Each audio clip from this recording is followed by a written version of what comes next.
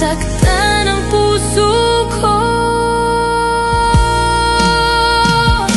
Paano na ang puso ko na umiibig sa'yo?